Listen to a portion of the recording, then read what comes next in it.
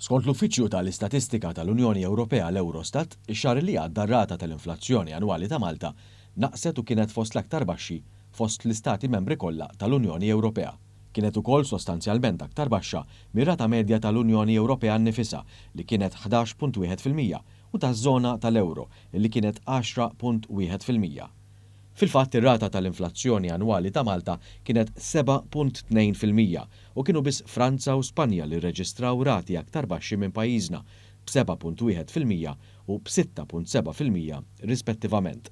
L-ogħla rati tal-inflazzjoni annwali fl-Unjoni Ewropea ġew irreġistrati fl-Ungerija b'23.1%, fil-Latvja b'21.7% u fil-Litwanja u fl-Estonja it-tnejn b'21.4%.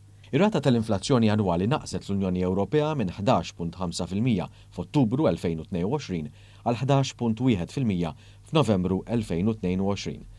Fiż-żona tal-Ewro naqset minn 10.6% f'Ottubru għal 10.1% f'Novembru. F'Malta ir-rata kienet ta' 7.4% f'Ottubru u niżlet għal 7.2% ix-xahar li għadda. L-Eurostat irrapporta li l-aktar li kontribwew biex togħla l-ħajja madwar l-Ewropa f'Novembru kienu l-enerġija u wara l-ikel, l-alkoħol u t-tabak, is-servizzi u l-prodotti industrijali mhux tal-enerġija.